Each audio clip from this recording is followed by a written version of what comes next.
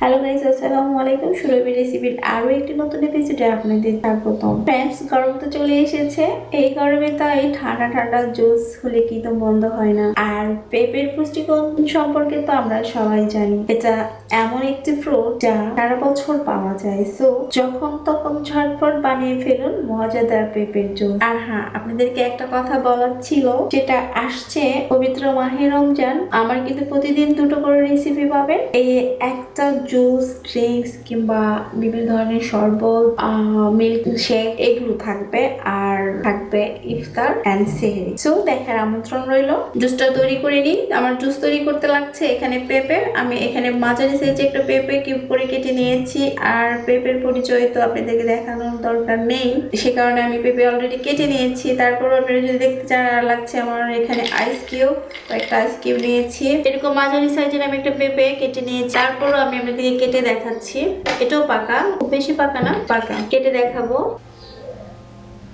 দেখুন কত সুন্দরভাবে পেকে গিয়েছে। এরকম একটা পেঁপে আমি কেটে নিয়েছি পুরোটা। তো আমি এটা সরিয়ে রাখছি, আপনাদেরকে দেখালাম জাস্ট। ফ্রেন্ডস, আমি সবগুলো পেঁপে এই জারে ঢেলে নিলাম। এটা এই জুস করে ব্লেন্ডারে জার নিয়েছি, আমি সবগুলো পেঁপে ঢেলে দিলাম। আর এখানে আইস কিউব নিয়েছি, আইস কিউব দিলাম এক চিমটি, মানে খুব সামান্য এক চিমটি লবণ, জাস্ট এই টেস্ট একটু বাড়ানোর জন্য এক চিমটি লবণ দিলাম। পেঁপেটা এমনি অনেক মিষ্টি। আমি 2 চামচ সুগার অ্যাড করছি, 2 টেবিল চামচ সুগার দিলাম।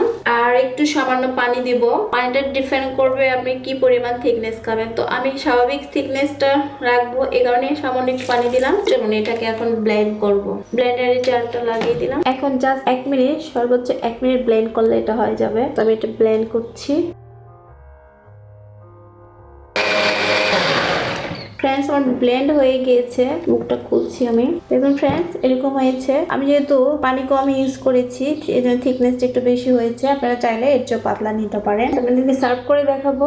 আমি এখানে একটা সার্ভিং জার নিয়েছি, তো আমি ঢেলে নিচ্ছি।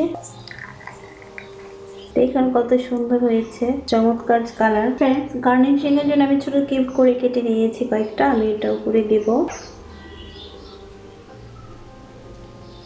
পেস্তা বাদাম আমি কুচিয়ে নিয়েছি, জাস্ট সুন্দর লাগার জন্য দিলাম। ফ্রেন্ডস, এই ছিল আজকের মতো আমার ঠান্ডা ঠান্ডা পেঁপের জুস। আশা করছি ভিডিওটা আপনাদের ভালো লেগেছে। যদি ভালো লেগে থাকে অবশ্যই একটা লাইক, কমেন্ট এবং বন্ধুদের মাঝে শেয়ার করবেন। আর আমার নতুন নতুন ভিডিও পেতে আমার চ্যানেলটা অবশ্যই সাবস্ক্রাইব করবেন। সবাই অনেক ভালো থাকবেন। আল্লাহ হাফেজ।